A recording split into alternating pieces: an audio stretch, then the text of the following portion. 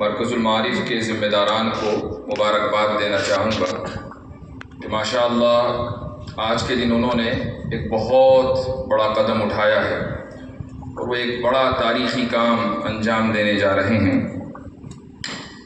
Distance learning ہماری روایت کا بہت قدیم حصہ ہے اور یہ کوئی نئی چیز نہیں ہے۔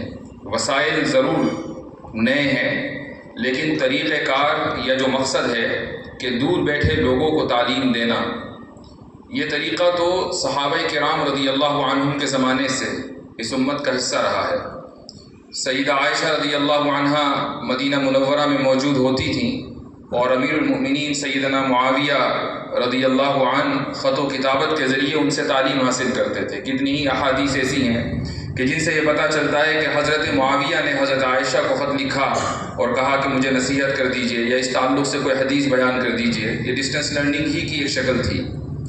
اس کے بعد علوم حدیث میں آپ ایک اصطلاح پڑھتے ہیں وجادہ، کہ جس کے معنی یہ ہے کہ ایک محدث نے اپنی لکھی ہوئی کتاب یا کاپی کسی شاگرد کو دے دی اور کہا کہ تم اس کتاب سے یا اس کاپی سے احادیث روایت کر سکتے ہو۔ یہ بھی ڈسٹینس لرننگ کی ایک شکل ہے۔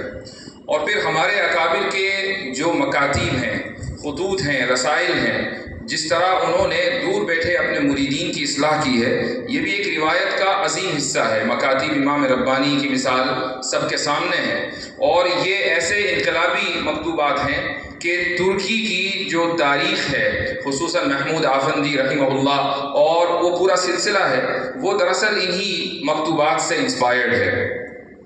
تو اس کے لیے یقیناً آپ حضرات کے سامنے، مرکز کے سامنے جو اس ادارے کے چلانے والے ہیں، چیلنجز آئیں گے۔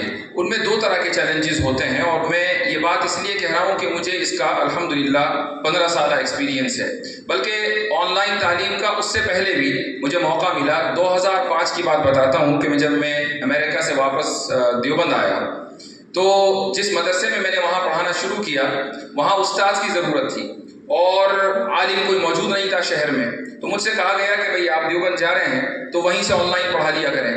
تو 2005 میں آن لائن تدریس کا آغاز ہوا اور آپ اندازہ لگائیں کہ آج بھی انٹرنیٹ ہر جگہ موجود نہیں ہے اس ملک میں، تو دیوبند میں انٹرنیٹ کی صورتحال کیا رہی ہوگی۔ اس وقت جو لوگ سوشل میڈیا سے واقف ہیں اور اس کے ایولیوشن سے واقف ہیں تو شاید وہ یاہو میسنجر کا نام جانتے ہوں۔ تو یاہو میسنجر کے اوپر ہم نے پڑھانا شروع کیا، وہ کبھی کنیکشن ڈراپ ہوتا تھا، کبھی لگتا تھا، وہ 1 گھنٹے کی تعلیم 10 منٹ ہی میں ہو پاتی تھی، یعنی 10 منٹ ہی دورانیہ اس کا ہوتا تھا 1 گھنٹے کے دوران۔ اس کے بعد آگے براڈ بینڈ آیا، 2008 کا واقعہ بتا رہا ہوں، تو کبھی کنیکشن آتا تھا، کبھی نہیں آتا تھا۔ 2009 میں ہم نے اللہ کا نام لے کر دارالعلوم آن لائن قائم کیا۔ حضرت مولانا انوار صاحب بستوی یہاں موجود ہیں، یہ اور میں ہم دونوں اس کے ابتدائی مدرسین میں سے تھے۔ تو ہوا یہ کہ ایک رات کنیکشن فیل ہو گیا دیوبند میں اور ہمارے اسٹوڈنٹس انتظار کر رہے ہیں۔ اس وقت واٹس ایپ بھی نہیں تھا، فون پر انٹرنیٹ اویلیبل نہیں تھا، تو اب مطلع کیسے کریں گے؟ تو میں نے اور مولانا نے یہ طے کیا کہ مولانا کلاس تو پڑھانی ہے، چاہے کہیں سے پڑھائیں۔ تو میں اور یہ اور ہماری کلاسز اس وقت رات کو 2:30 بجے بھی ہوتی تھی اور 11 بجے بھی ہوتی تھی، تو میں اور مولانا گاڑی لے کر مظفر نگر گئے اور مظفر نگر میں گاڑی سے ہی پڑھایا۔ تو یہ اسٹرگل تھا اس زمانے کا اور وہ دراصل ٹیکنالوجی بالکل نئی تھی انٹرنیٹ کی اور ہم پہلے ہی میدان میں کود گئے تھے، تو یہ چیلنجز بہت عجیب انداز میں ہمارے سامنے آئے۔ بہرحال ان چیلنجز سے تو ہم گزر چکے، ٹیکنالوجی کا آپ کو مسئلہ نہیں ہوگا، زوم ہے، گوگل میٹ ہے، وغیرہ وغیرہ۔ اب جو دوسرے چیلنجز ہیں وہ بھی میں آپ کے سامنے رکھ دوں جو میرے تجربے کے اوپر مبنی ہیں۔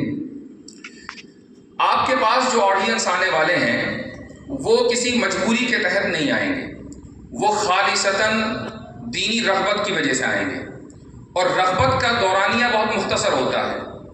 یعنی ان کے سامنے اگر کوئی ایسی چیز ہو کہ وہ یہ سمجھیں کہ مجھے کہیں اور سے نہیں ملے گی تو شاید وہ ٹک جائیں، لیکن اگر آپ ان کو وہ چیز دے رہے ہیں کہ جو کہیں اور سے بھی مل سکتی ہے یا اس کی اتنی زیادہ ضرورت نہیں ہے، تو وہ شوق اور رغبت میں 1 سال آپ کے پاس رک جائیں گے، 2 سال رک جائیں گے۔ لیکن اگر آپ کا ارادہ 4 سے 5 سالہ کورس ترتیب دینے کا ہے تو یہ بہت مشکل ہو جاتا ہے۔ خود ہمارے یہاں دارالعلوم آن لائن میں جب ہم سال شروع کرتے ہیں تو تقریباً 35 سے 40 طلبہ رہتے ہیں 1 سال میں، لیکن میں ان کو پہلے ہی کہہ دیتا ہوں، ہر سال میرا یہ جملہ میں اپنے طلباء کو سناتا ہوں کہ تم میں سے 70% جانے والے ہیں اور صرف 30% باقی رہنے والے ہیں، اور یہ 30% بھی 2 سال کے بعد ان میں سے بھی 70% نکل جائیں گے، آخر تک پہنچتے پہنچتے 4-5 رہ جائیں گے۔ یہ وہ لوگ ہیں کہ جو اپنی دینی رغبت کی انتہا پر پہنچے ہوئے ہیں اور جو بہت زیادہ ڈیڈیکیشن والے ہیں۔ ڈیڈیکیشن کی کمی ہے آج کے دور میں، تو یہ مسئلہ آپ کے سامنے بھی آنے والا ہے۔ اب اس مسئلے کے 2 حل ہو سکتے ہیں۔ ایک تو حل یہ ہے کہ اس 4 یا 5 سالہ نصاب کو آپ مختصر کر دیں اور اس کو 2 سال میں پڑھا دیں پورے نصاب کو، اور یہ ممکن بھی ہے۔ اور دوسرا طریقہ یہ ہے جو شاید مشکل ہے کہ آپ اپنے اس 4 یا 5 سالہ نصاب کو، جس کو آپ گریجویشن کہہ رہے ہیں، کسی سرکاری باڈی سے یا غیر سرکاری جو غیر ملکی باڈی ہے اس سے منظور کرا لیں۔ تو اب طالب علم کے سامنے یہ رہے گا کہ بھائی میں واقعی گریجویشن کر رہا ہوں اور واقعی مجھے بیچلرز ان اسلامک اسٹڈیز کی ڈگری مل رہی ہے، تو یہ ایک اضافی رغبت ہے کہ جس کی وجہ سے بہت سے طلباء ٹکیں گے، رکیں گے اور آخر تک آپ حضرات سے جڑے رہیں گے اور استفادہ کریں گے۔ یہ جو نظام آپ حضرات پیش کر رہے ہیں، اس کی ضرورت ایک عرصے سے میں محسوس کر رہا تھا۔ دارالعلوم آن لائن میں ہم جو پڑھاتے ہیں وہ ایک الگ چیز ہے، درس نظامی ہے، اس کو ہم انگریزی میں پڑھاتے ہیں۔ آپ حضرات جو کر رہے ہیں اور جو کرنے جا رہے ہیں، اس کی ضرورت اس لیے ہے کہ ایک اور ادارہ ہے، نام لینا مناسب نہیں ہے، ان لوگوں نے، غیر مقلدین کا ہے، ان لوگوں نے آج سے غالباً 10 یا 12 سال پہلے اس طرح کا ایک منہج اور نظام دنیا کے سامنے پیش کیا، اور صومالیہ کی ملک بھی دیکھیں کون سا، صومالیہ کی ایک یونیورسٹی سے اپنے آپ کو انہوں نے ایفیلیشن بھی اپنا کرا لیا، اور ویب سائٹ پہ لکھا کہ ہم bachelors in Islamic studies, master in Islamic studies دیتے ہیں۔ تو ایک بڑی تعداد لوگوں کی ان کی طرف متوجہ ہوئی، اور اس یونیورسٹی میں عدم تقلید تو اپنی جگہ ہے، جو علماء حق ہیں، اہل حق ہیں، ان کے خلاف جتنا مواد پڑھایا جاتا ہے اس کی کوئی دوسری مثال کہیں اور نہیں ملتی۔ کئی سال پہلے میرے پاس ایک خاتون کا فون آیا جاب اپلیکیشن کے لیے کہ میں آپ کے ادارے میں ایڈمن کے طور پر کام کرنا چاہتی ہوں۔ میں نے اس سے پوچھا کہ اس سے پہلے کہاں کام کیا ہے، تو اس خاتون نے کہا کہ فلاں ادارے میں کام کیا ہے۔ تو چھوڑنے کی وجہ اس نے یہ بتائی کہ اس ادارے کے ذمہ دار نے ایک کورس ڈیولپ کیا ہے، اس کورس کا نام ہے ڈیوین بکس، اور اس میں جو سب سے پہلی کتاب ہے وہ فضائل اعمال ہے، پھر بہشتی زیور ہے، وغیرہ وغیرہ۔ تو گویا کہ پورا کورس ہی اسی کے اوپر مرتب کیا ہے، اور اس یونیورسٹی سے یا اس ادارے سے وابستہ سوئیوں افراد نہیں بلکہ ہزاروں افراد ہیں جو دنیا کے مختلف ممالک میں پھیلے ہوئے ہیں۔ اور اب صورتحال یہ ہے کہ مغربی ممالک میں مختلف مساجد میں اس ادارے سے نکلے ہوئے افراد بطور امام یا بطور خطیب مقرر ہیں۔ تو اب تصور کریں، اندازہ لگائیں کہ جو لوگ اس طرح کے افراد سے پڑھے ہوئے ہوں اور اس طرح کے اداروں سے نکلے ہوئے ہوں، جب وہ لیڈرشپ پوزیشن پر آ جائیں گے تو پھر امت میں کس قدر تفریق ہوگی۔ تو یہ صورتحال ہے۔ تو یہ ضروری تھا کہ علماء حق، علماء دیوبند کی طرف سے ایک مضبوط اسٹرکچر، بلکہ یہ ورچوئل انفراسٹرکچر تیار کیا جائے اور دنیا کو پیش کیا جائے، دنیا کے سامنے رکھا جائے۔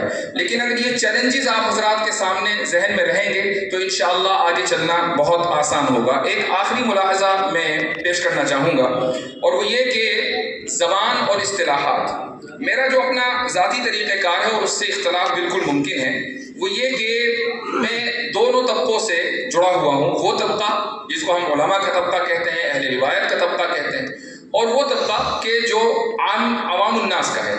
عوام الناس کو بھی پڑھانے کا موقع ملا اور علماء کو بھی پڑھانے کا موقع ملا اور انگریزی میں پڑھانے کا موقع ملا۔ تو جب میں علماء کو یا مدرسوں کے طلباء کو پڑھاتا ہوں تو میرا طریقہ یہ ہے کہ میں عربی کے ساتھ ساتھ بار بار انگریزی کی اصطلاحات استعمال کرتا ہوں۔ اس کی وجہ یہ ہے کہ علماء کے لیے ضروری ہے کہ مختلف موضوعات پر جو انگریزی کی ٹرمینالوجیز ہیں، اصطلاحات ہیں، وہ ان کے علم میں آئیں۔ مثلاً اب قیاس استثنائی ہے کہ بھئی قیاس استثنائی کی انگلش کیا ہے۔ اب ایک صورت تو یہ ہے کہ آپ کوئی ڈکشنری کھولیں، المعجم الفلسفی وغیرہ، اور ایک صورت یہ ہے کہ استاد ہی بتا دے اور بار بار بتا دے کہ بھئی اس کو موڈس پوننس کہتے ہیں، اور وہ بار بار اس طرح کی اصطلاح کا استعمال کرتا رہے، تو طلباء کے ذہن میں یہ بھی چیز بیٹھ جائے گی کہ کل جب وہ عوام الناس کے سامنے جائیں گے، اور عوام الناس وہ کہ جو انگلش زبان سمجھتی ہے اور دور حاضر کی زبان سمجھتی ہے، اور جب وہ اس اصطلاح کا استعمال کریں گے تو یقیناً ان کے بات سمجھ میں آئے گی۔ یہ تو طریقہ وہ ہے جو طلباء مدارس کے ساتھ میرا ہے۔ پھر جو عوام الناس میرے پاس پڑھنے آتے ہیں دارالعلوم آن لائن میں، یہ وہ لوگ ہیں جو ورکنگ پروفیشنلز ہیں، ڈاکٹرز ہیں، آئی ٹی پروفیشنلز ہیں، انجینئرز ہیں، ہوم میکرز ہیں، وغیرہ وغیرہ۔ ان کے ساتھ میرا طریقہ یہ ہے کہ میں ان کو انگلش کی اصطلاح 1 یا 2 مرتبہ ہی بتاتا ہوں اور اس کے بعد پھر میں عربی کی اصطلاح ہی استعمال کرتا ہوں.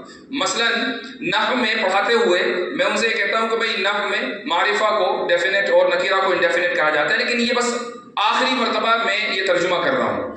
آئندہ معرفہ اور نکیرہ کا ہی استعمال ہوگا، آئندہ قضیہ حملیہ اور قضیہ شرطیہ کا استعمال ہوگا، قیاس استثنائی کا استعمال ہوگا، قیاس کا ترجمہ نہیں کیا جائے گا، اجماع کا ترجمہ نہیں کیا جائے گا. ان اصطلاحات سے واقفیت کرانا اور ان اصطلاحات کی ترویج بہت ضروری ہے عوام الناس میں.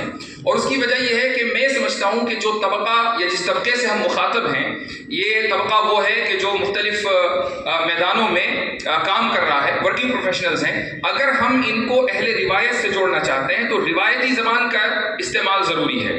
یہ ایسا نہ ہو کہ اتنا توخش پیدا ہو جائے کہ ایک لفظ ایک شخص کے سامنے اجماع یا قیاس وغیرہ کے الفاظ استعمال کیے جا رہے ہیں اور اس کو یہ پتہ ہی نہ ہو کہ کیا ہے. 1-2 مرتبہ آپ نے اس کی تشریح، اس کا ترجمہ کر دیا، اس کے بعد وہی اصطلاحات استعمال کریں تاکہ یہ لوگ اہل روایت کی کتابوں سے جڑے رہیں آگے چل کر بھی.